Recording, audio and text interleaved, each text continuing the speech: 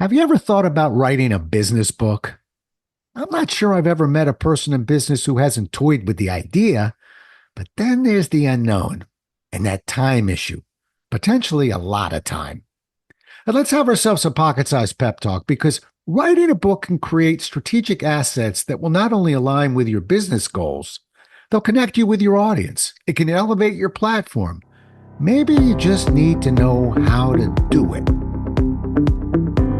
A Pocket Sized Pep Talk, the podcast that can help energize your business and your life with a quick, inspiring message. Now, here's your host, Rob Jollis. Today's guest, Emily Crookston, is a best-selling business book ghostwriter, author, and developmental editor. As the owner and decider of all things at the Pocket PhD, she helps self-published authorpreneurs find their big idea and get it out into the world and grow their business. Her new book is Unwritten, The Thought Leader's Guide to Not Overthinking Your Business Book. Happy to have you with us and welcome to the show, Emily. Yeah, Rob, it's great to be here. Thanks for having me. It's a pleasure. So let's start with the part that I stumbled over, which was the title. I actually really love things like that. I had a cousin who used to have on one of his cards, assistant to the customer. And I thought, now Oh, that's, nice. yeah, a little Yeah. out of the box. You have decider Yeah. of all things. How'd you come up with that one? Yeah, that's a great question. So I had a little team of writers for a little while. I had a couple of contractors who were working for me. And I just wanted it to distinguish, myself, the owner, from my writers who were working with me. And yeah, some people have like pushed me on the title a little bit, like, isn't it a little, arrogant? It's a little, owner and decider of all things, it's tongue in cheek. It's meant to be that way. And yeah, I definitely, when I have employees, I love for us to work in a really collaborative way. When I work with my clients, it's very collaborative. So it's definitely tongue in cheek the way that I say it. Like I'm the Absolutely. dictator Yeah. of this Never business. ever Yeah. change that. Don't ever change Thank you. that. Because I think it's fun. Yeah. if I'm gonna hire a ghostwriter, a developmental editor, I don't want somebody to say, "Well, let's just stick with the traditional word, shall we?" Uh, Yeah. so Yeah. by that title, you immediately you had me at hello. Yeah. I like it. So the heck with the people Cool. that don't get it. Let's hold on to that one. I wish I had thought of it Yeah. first. And right behind it is your authorpreneur, which is Yeah. another little Yeah. ditty of yours. Yes. A Don't term lose I that wish one I'd either. come up with. Yeah, I wish I'd come up with that one. I can't take credit for it, but I've seen it in a lot of places. And it just perfectly describes the authors that I work with, because they're running businesses, and their book is intended to grow their business. It's not because they want to be the next great American author, writing a novel or something like that. They're writing business books, and the point is to help them grow their businesses. So yeah, I love that too. Perfect. Yeah, perfect. As a business writer, book writer myself, I always Yeah, kind of look at people and go, we're not the John Grishams on the bookshelf there. that's right. That's right. And if we can Yeah. get 20,000 sold, we're in a really Woo! good meet. So, Yes. uh, you know, so, Absolutely. so we Hmm. have to sort of adjust why we're writing it. But let's start with Yeah. just kind of for people who are on the fence.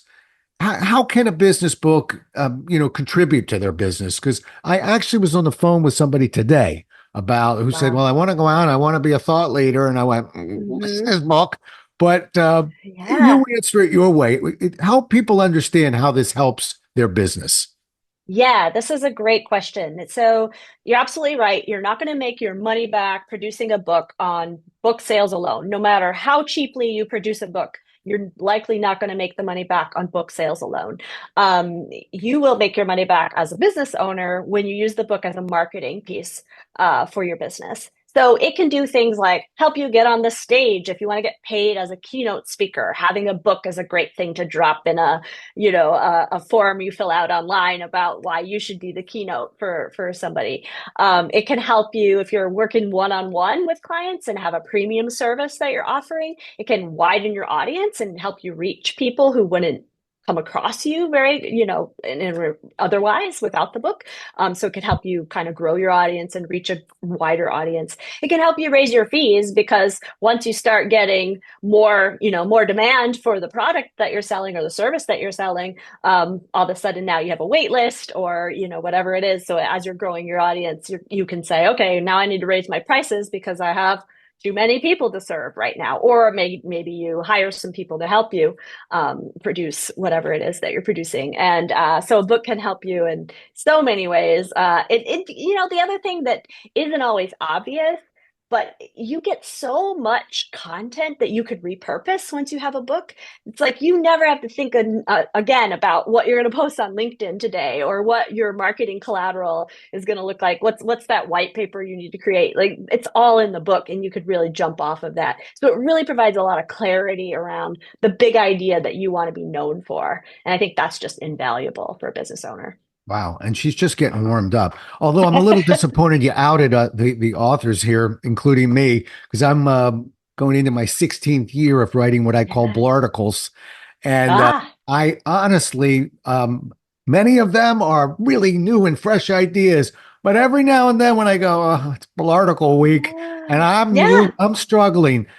I think I'll tunnel back into one of the books and grab a little piece there. And as you said, repurpose. It's not a cut and paste. That was a really good idea. Let's freshen it up a little bit for this audience. Exactly. I always say a book is a snapshot of your brain. Mm-hmm. It's so I could rewrite the book that just came out 2 months ago. I could rewrite that sucker today because I have different thoughts about everything that I wrote. And that's all you need to do to repurpose. Just go to a concept that you have in your book and think about what's the context today. How am I using it with the clients I have now? How have my thoughts shifted around this idea? We get scared, like we can never change our minds. And I think that's ridiculous. Like if you decided tomorrow that you totally change your mind about the book idea that you have today, great, you write another book, Right. like it's awesome. Yeah. Right. I actually had a situation, Emily, once where I was teaching a seminar and it was a 3-day workshop. So we were really at it on professional speaking and public speaking. Mm-hmm. And somebody had read the first book I ever wrote was a book on that. And somebody had read it and actually put up their hand and contradicted me nicely, but said, in your book, you said, so they weren't contradicting me. I was contradicting me. And I said, okay, slow down. What did I say again? And they said, well, you said it when a student, and I went, when I wrote that book in 1993, that's the way I felt. I got a few years under my belt now, and I'm going to tell you that here's what I was thinking, but here's what I'm thinking now. Exactly. But I was smiling going, ooh, that's a tough one when you're arguing with you. Yeah, right. And usually it's because the context in some way has shifted. And, maybe something you didn't think about before, but now, great. Now you're thinking about it now. And it's great. It wasn't that dramatic, by the way, but it was very catchy for me of, oh, this is weird.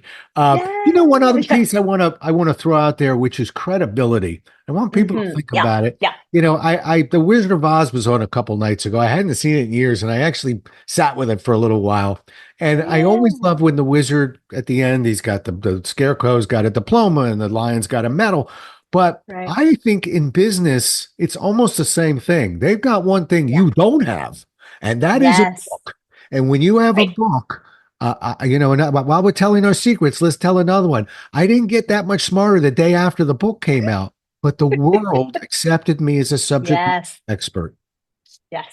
Yes, absolutely. I've noticed the same change with myself. Like all of a sudden now I've got this leverage I didn't have before. Now that I have my own book, even though I've written about 20, 30 books for other people, but now having my own name on my book, suddenly it's like, oh, you're an expert. Let me know what you think about book writing. I'm like, I've done it a few times. Yeah, I have more to say. But yeah, that's a really good point. The credibility and authority that comes from having a book. And imagine, think about your closest competitor. If they don't have a book and you do, suddenly that changes the market. It changes the game for you. Yeah, to me, it's like, well, they're kind of in their garage working on their business, and I've got a professional business over here. So, all right, I think anybody listening now is going, okay, all right, makes sense. We should probably look into this. So how can somebody determine if they I've got a good case for writing a book. And Emily, I'll tell you that one of my favorite questions for an author is not how you found the book, but how it found you. So, Love that. yeah. Hmm. So, Hmm. kind of walk us through, when do you know that that might just be a book there? Yeah. Yeah, that's a great question. So I talk about in my book a symbiotic relationship between you and the idea. And you're absolutely right. I think the idea finds you when it's ready to come into the world, it comes into the world. And that could sound a little woo-woo. And if you're not into that, that's okay. It's just there are ideas that, that are working in your brain and they can come to fruition. They can emerge from all that thought, heavy thought that you're doing. But I will say the big question I always ask my clients is, what's the business case for your book? Because I really think as a business owner, your time is so precious. You really have to know how that book fits into your business strategy and how it's really going to come back to pay you and pay you dividends. It's not good enough to just say, well, my friend wrote a book, I think I should write one. You've got to really see how that book can really grow your business, because it's a huge investment that you're making. But if an idea comes to you and you can't let it go, you're just like, that's the idea that I really want to chase down, that's the time to start thinking, maybe I should write a book, and to start doing some mind mapping, start doing some brainstorming around it. And then the big thing is, put out some little seedlings, put out some ideas, some of those basic ideas into the world, and see how your audience reacts. And that could be at a networking group, a networking event that you're at, and you're just like, oh, I'm thinking about this. What do you think? Just really casually testing and just seeing what kind of reaction you get. Put it out on LinkedIn. LinkedIn is a great place to test ideas. I love it for that purpose. See what people think. And then, you can kind of start really noodling on it and seeing how it fits into the strategy. Do you have time and space in 2025 to sit down and write your book? Do you have a blank space where a business project could be? You Right. could plug a book in there. So you really have to consider the time and effort. And if speaking is the thing that you're trying to do, like then make space for that book and see if it really starts to work for you. Yeah, and I want to save some space in this conversation for time, because the whole Yeah. time issue. Because as a Yeah. sales trainer and a salesman, I really think that's one of the biggest objections Yeah. out there. So Yeah. we're going to shine some light on that in just a minute, because I want to Sure. take our time there a little bit. Yeah. Because Sure. if we can figure that one out, and we can Mm, figure out a process, not just, okay, well, go right now, but a process. yeah. Yeah. Now we've really got something going, because, when we started the show and I said, I really haven't met a whole lot of people who said, I've never had an interest in that whatsoever. I don't know Right. how, or I don't have the time is often coming up. So Yes. we'll talk about that one. Uh, Yes. you know, it's funny. I bump into people, to your point. I bump into people who will tell me, I've always wanted to write a book. I really want to write a book. I think I'm going to write a book. And I go, great. What's the book about? And they go, that Yeah. part I don't have yet. And you can Yeah. understand, it's like, it really starts there. And I love what you Mm. said.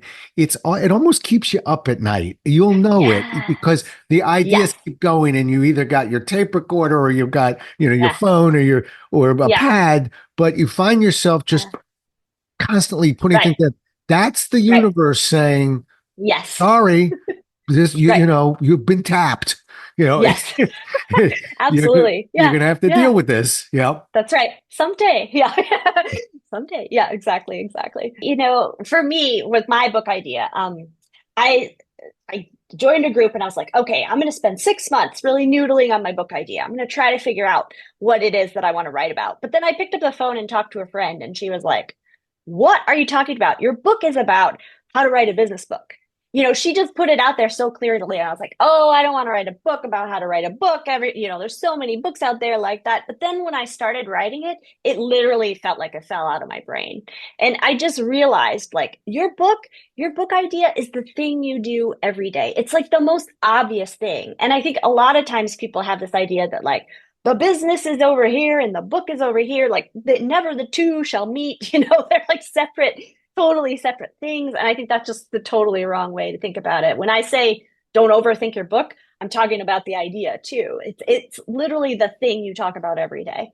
That's your book idea. Yeah. Yeah. All right. So here comes the big question, and it isn't time yet. It's artificial intelligence time. Oh, yes, Um, good. which I'll go first if I could. It scares the heck Yeah, out of me, and I don't mean the yeah, technology or all yeah. that. I mean, I worry about getting lazy. I worry. I used to be a point guard. Yes. I don't want to atrophy as a writer. Yeah. So, can we coexist, or how do you see AI playing out in all this? Yeah, I think that's a really, really good point. It's very easy to get lazy. It's very easy to think, oh, good, I never have to think again. I've heard this literally from clients. It's usually around like writing an email. I never have to think about writing another email. And okay, but what's that doing to your brain? You have to really consider what are the ramifications of that.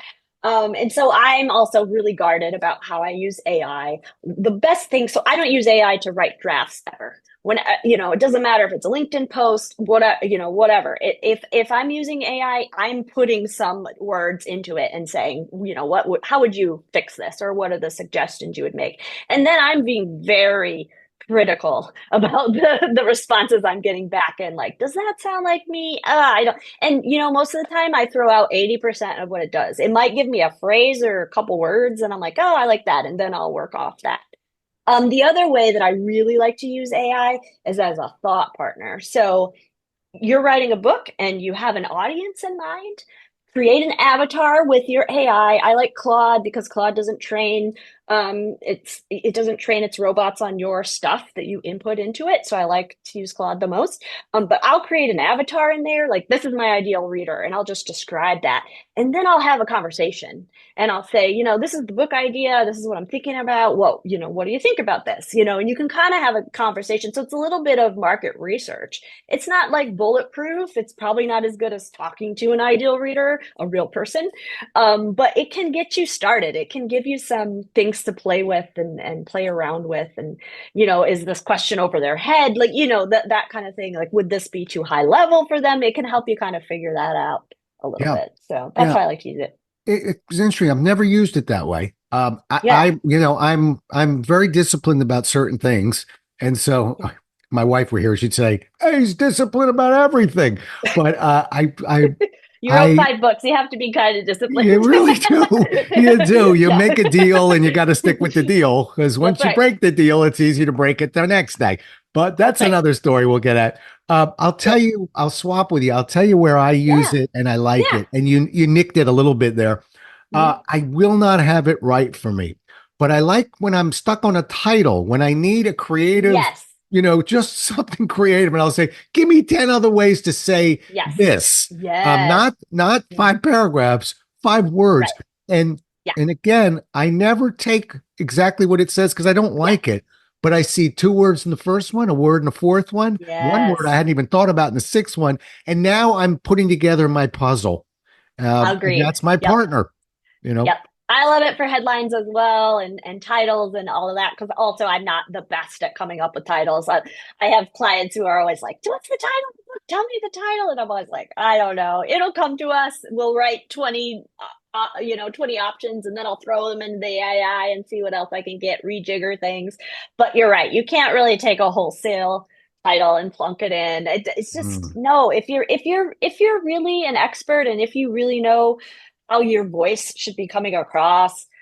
There's just the AI is not to the point where it can write in your voice yet. It's just I know there are people out there writing books with AI, but it takes a lot more work than you think. right, You're not going to drop an outline in this afternoon and have a full book and be happy with that book. Like right, that's yeah. So right. yeah, be When you careful. and the magic word that you said, in my opinion, is voice. That authentic Yeah, voice. that's right. When I work with speakers and they say, I never Yeah. like the sound of my voice. And I say, well, you know what? You're only the 8 billionth person to tell me that. So I've never met anybody who said, I love my voice. Yeah. But Right. that's yours. And actually you met somebody. Yeah. Took me many years. I really like the sound of my voice. I know it's raspy and it's got some sort of New York twang, and I never even lived in New York. I have no idea where that came from. But by golly, Yeah. that's mine. And Hmm. I like it. And as a writer, I want people to remember that That you Yeah, have a style that, sorry, AI can't pull off yet. And I that's hope it never right. pulls it off. Never lose That's that right. voice. It's yours. Yeah. Yes, absolutely, 100%. And I don't think AI will ever actually pull that off. Yay. I think Yeah. for it's the human, that humanness. It's there. Yeah. That's the part that's important. Yeah, There you yeah. go. I'm with you. Mhm. All right, so let's tackle it. Let's go at time. Okay. Okay. It's a big one, and Right. I think if we had a magic wand, said, "Tell you what," I looked into the future. Time wasn't an issue. Now, will you write a book? Most people go, "Yeah, I might get a hold of Emily as a ghostwriter, but I think I want to do it." So let's try Yeah. and move that boulder. What are some thoughts on your end? Yeah, yeah. So this is a great question. And I think the time question is not just, do I have an open 2 hours on my calendar during the week where I could write? But it's also, do I have the bandwidth, right, to tackle this project? Do I have space? I always say, think of a book as a business project. If you're launching something new in the spring, not the best time to write a book, right? Because Right. your attention will be divided. And so you really need to look ahead for the next 6, 12 months and figure out if a book fits into that picture for you, if it's part of that. And then I will say, like, there's, plenty of people spend 5 years, 10 years writing books. And I just don't see the point of that for a business book. Again, it's a snapshot of your brain. If you write it in 5 years, you're going to want to rewrite it, every year or every 2 years. So just, don't overthink it. Just get those words out. So I always recommend setting a weekly word count goal for you. That's So perfect. Keep going. yeah, exactly. So I say, look ahead, set a deadline for yourself. I'd like to have my book ready for a publisher in 6 months or ready to self-publish in 6 months, say, and then cut that in half. And that's the amount of time you have to write that book. And then you do some simple math. It's very simple. Okay, so I say a business book should be around 40,000 words. It's a good length. It's about 100 to 150 pages when it's printed. You can read it on a 3 hour flight. I call it an airplane book sometimes. And that's perfect for a business book. So you just say, okay, I'm giving myself 12 weeks to write this first draft. Take 40,000, divide it by 12. And then that gives you your weekly word count goal. And I think it's something like 2,500 words. I don't know. Math is not the thing at the moment, but just figure that out. And the reason I recommend a weekly word count goal is because that means you can skip a day or a couple of days during the week and still make your goal. I don't like writing every day. Some people do, but if I have a really productive writing day, odds are the next day I'm just going to be less productive. I'm not going to hit 3,000 words one day and then 500, and then another 3,000 the next day. In most cases, it's going to be like 3,000 and then 500. And so you want to kind of give yourself a little bit of leeway, but also keeping in mind that, I'm marching toward this goal. And once you have a complete draft, no matter how messy it is, no matter how much research still needs to be done, no matter what quotes and things you want to find to throw in there, you've got a draft of a book. And that feels amazing. And then you can mess around with it. You can edit it for 6 months if you want. You can take your time to do the editing. So that's how I recommend it. Get that quick, messy first draft out of your head as fast as you can. Schedule it out for the next 12 weeks, right? Look at your calendar and block off that time. Keep it as an appointment for yourself. But hit those weekly word count goals, and then you'll be off to the races. Okay. All right. Let me say this as nicely as I can. That's perfect. I mean, that's perfect, Emily. But you got to hear me on this. I'm not just schmoozing with you. I go to marketing retreats, I speak at Yeah. number of events. What you just said is not the norm. Yeah. It is Yeah. not the norm. Particularly, I want to highlight a few things that are really important for people to hear. I love the Yeah. fact, you're talking about a word count, not a page count. Very important. We all went to high school. We all know how to double space and pick up a font, make it Yeah. lighter, and bring in the margin. Right. I have no idea what your pages are, but word That's counts right. don't lie. That's Two, right. you said something. I'm just going to highlight the things you said I loved. Two, Right. don't fall asleep on that 40,000 words you just said. Most people are intimidated because they see 250-page book. Nobody wants that anymore, particularly the No. business publishers. So No. good news. You just wrote half your book. So let's Yeah. get to the other half now. Right. And three, really important. I know people are like, I write on Tuesdays and for Thursdays, like, Mhm. yeah, good luck with that. Mhm. I wrote a piece one time called "The Schmuck Running in the Rain." I don't curse. That's a borderline word there. But I got called on the carpet by three different rabbis who emailed me. But Uh, I explained to them the knucklehead running in the rain just wasn't going to work for me. Um, it was a story about seeing somebody running on a Sunday night in the cold, in the rain, and yeah. I was with somebody went, look at that schmuck running in the Yeah. rain, and I said, no, I see something different. I see somebody that made a commitment, not with Hmm. words, but with Hmm. miles. And you know what? Hmm. He went to a party on Tuesday, and went to the soccer Yeah. game on Wednesday, which meant he was Yeah. short on his commitment. So he was That's right. getting that commitment taken care of. When you set a word count, like you just said, 2,500 words is a pretty good number, by the way. And I think that is about 5 or 6 pages. Okay. Guessing if we go Yeah. 500 I think pages. that's about right. All right. Hmm. But look, some weeks you're gonna be real easy. The week's a little slow, use it, great. And some weeks you're gonna be in the evening writing a little bit, and maybe the Yep. family's going out, but you're gonna stay in that night because you're gonna get those 2,500 words in. Yep. You start gaining some momentum on that, you're going to write your book. But you gotta Right. do it that way. You can't micromanage it daily. I think weekly is the way to go. I love what you just said. Really, very Great. important. Yes. Okay. Yeah, it's such a good point. And most business owners, they're writing in the cracks and crevices of their lives, right? So you just figure that out, and you need to do some timed writing to figure out how quickly you can write. Average, I write 300 words an hour, right? Factor all of that in so that you can have a realistic goal. Yeah. And then, like you said, it's commitment from there. It It's is. It discipline. is. And and Yep. what and what Emily and I can both tell you is it's like pushing a boulder down a hill. Once you get a little momentum, Yep. don't look too far ahead. Let's That's right. just win the first week, folks. Man, let's win the second week too. And then the Yeah. third week, you're going to have some momentum. There's going to be a Yeah. bit of air behind you.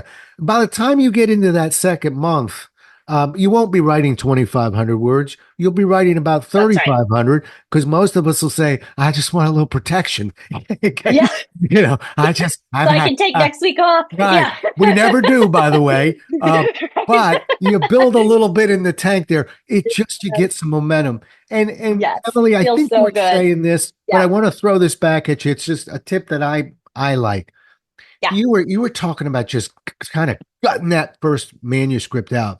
How many Mhm. people have you met, Emily, who have said, I've been working on my book for 6 years? Okay. Okay. Uh, Yep. and how you doing on it? Well, I'm still rewriting chapter one. Okay. Yeah. They just keep rewriting. And I like Yes. what you said, if I got it right, which is now good, bad, ugly. Keep firing those words out. That's It'll right. be a pleasure to go back and work on that manuscript. That's right.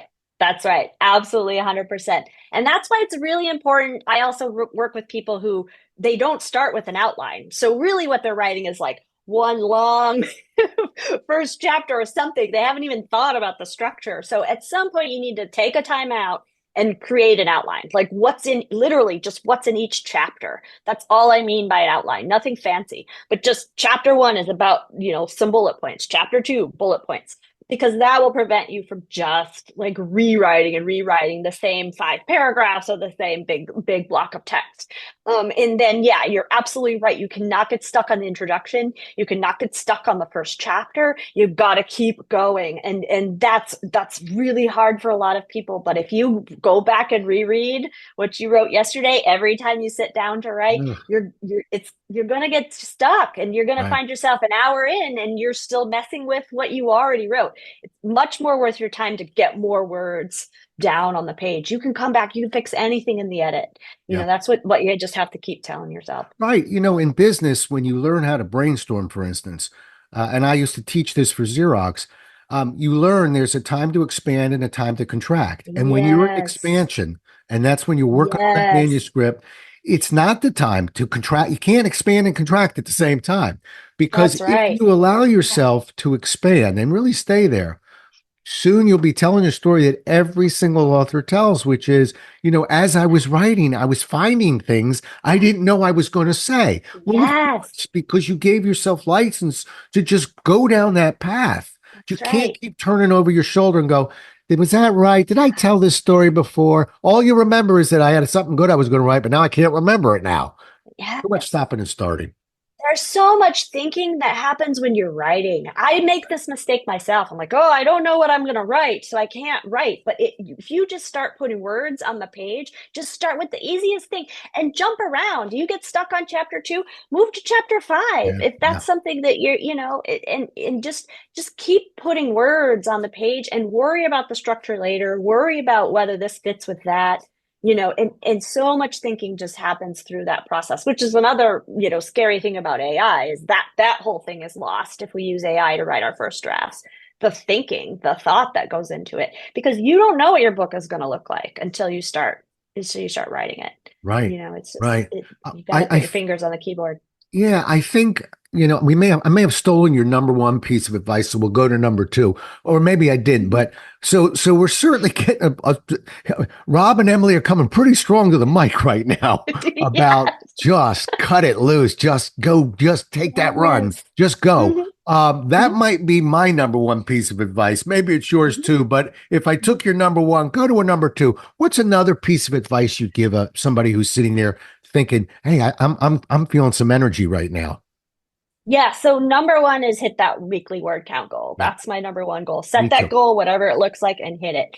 But I would say number two is if you really hate writing, if it's really like pulling teeth for you, don't write a book. So, and that doesn't necessarily mean you're not going to have a book, right? You can go to a ghostwriter. You can create a podcast. There's lots of ways to put out big ideas that aren't a business book. And this is something I say in the introduction of my book. Like, let me give you permission not to write this book if it doesn't make sense for you. If you find that when you sit down to write, it's just you're miserable, it's pulling teeth, don't write the book. Don't feel pressured to do that. It doesn't make any sense. Find a different outlet for your big idea. Find a ghostwriter. Find another way to get that book written. And by the way, if getting your word count out means talking to yourself in your phone and recording your voice and then transcribing it with AI, this is a great use of AI. Transcribe, transcribe your own words. That's a perfectly reasonable way to write a book. Plenty of people write their books that way. If you have a keynote that you've already given, you can certainly take that and expand it into a book. And that might come from you giving that keynote 50 times. But you can find ways to, there are, get creative about what it means to write a book. It should be fun. It shouldn't be drudgery. There you go. There you go. Yeah. Well, we got a great book for you, and we also, if that's what you're looking for, I have to tell you, ghostwriters are not easy to find, and you got one that you're listening to right now. I'll do it for you. It's the pocketphd.com. Okay, so Emily, you do ghostwriting as well, correct? Yes, that's right. I do Perfect. ghostwriting and developmental editing. Yep. Good, hmm good, hmm good. hmm Okay. Oh, explain to people what developmental editing is, Yeah. because now it's almost like self-published, conventional published, and a hybrid. You just mentioned Yeah. sort of a hybrid move for somebody who's Yes. wanting to write a book. Yeah, that's right. You're right. We're throwing some terms out there. But yeah, ghostwriting, that's when you come to me with an outline, an idea, and I write like 85% of that book. I do the discipline of the writing. We meet weekly, we collaborate, but it's me doing the writing. With developmental editing, you come to me with a complete manuscript, or more often, what I've been doing recently is like you have 75% of your book finished, or you're at 50% and you're kind of stuck.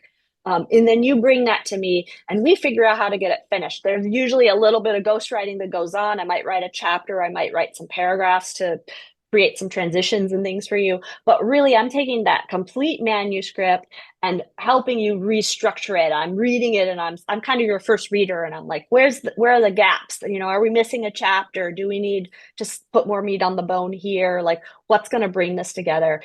And it's a really fun. I love developmental editing. I've done some really great projects like that this year, in fact, and it's like reinvigorating somebody who hadn't looked at their manuscript in 4 years, and I just energized them and now they're looking for an agent, so it can be a real game changer if you get stuck Yeah. with a business book.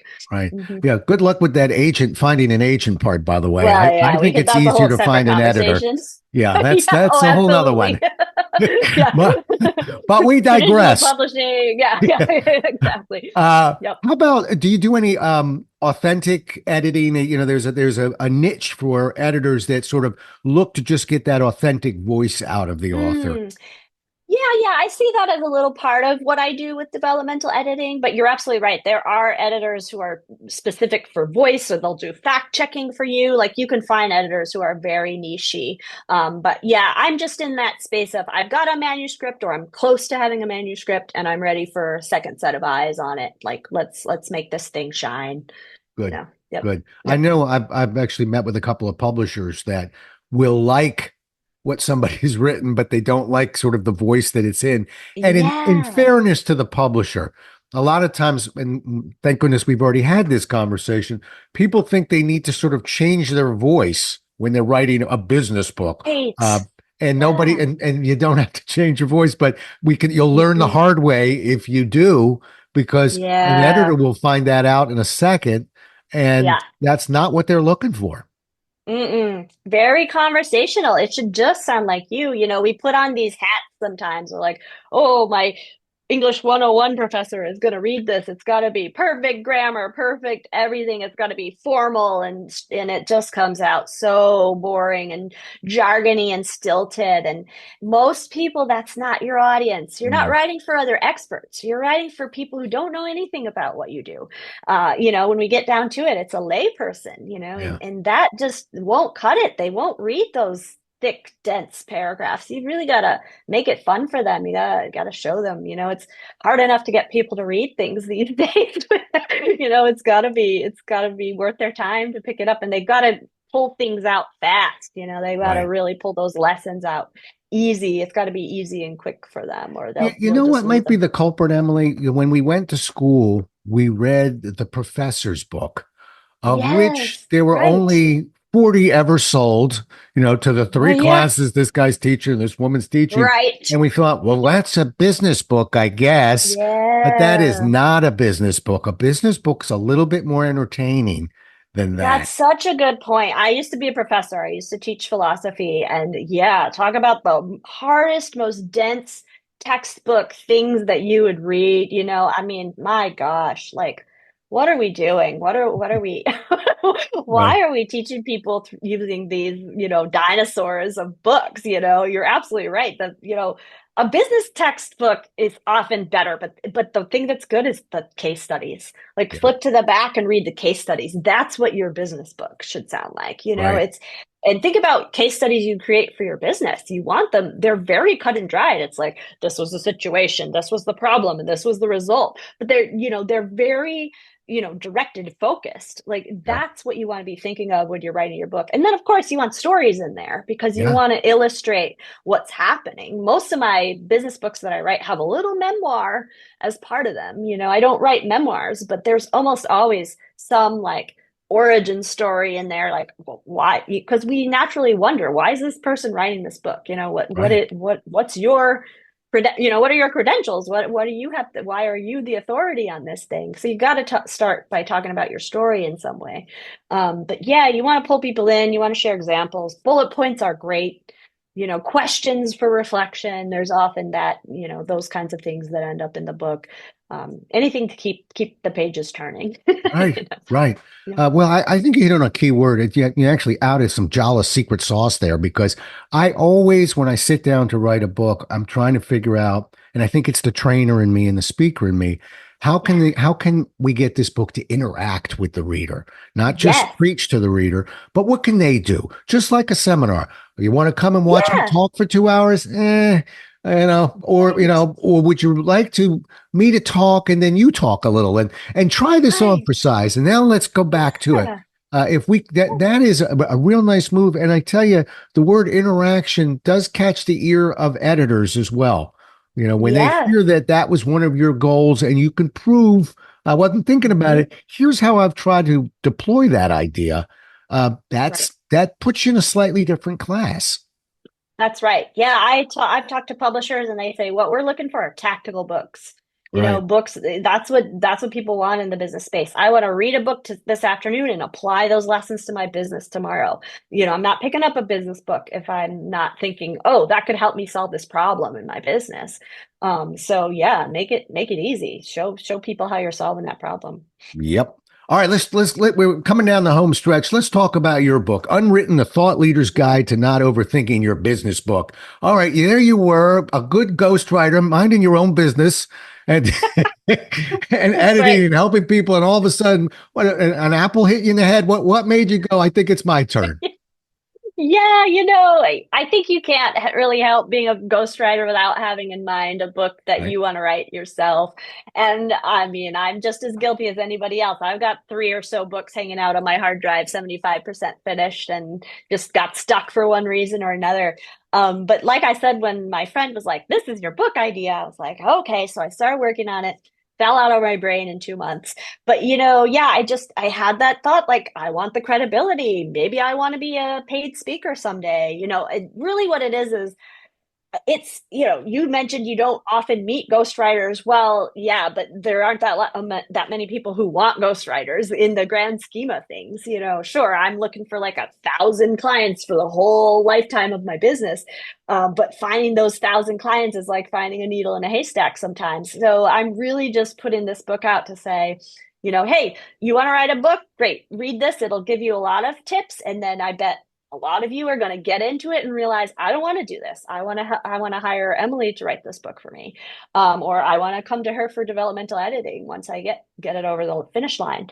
And so yeah, it's just a way for me to create a wider audience and grow my business and share what I do every day. And I figured out through the process of writing it that I do have kind of a unique process, I think. Good. And so that's what I'm putting out, and yeah, I think it's great. Good.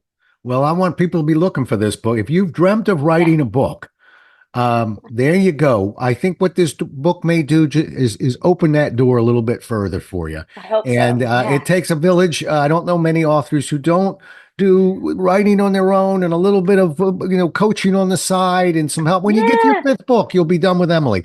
But until then, I think there's a nice medium. As a guy who writes sales books, a lot of people will read my sales book and go, okay, now I know what I need to be taught how to do.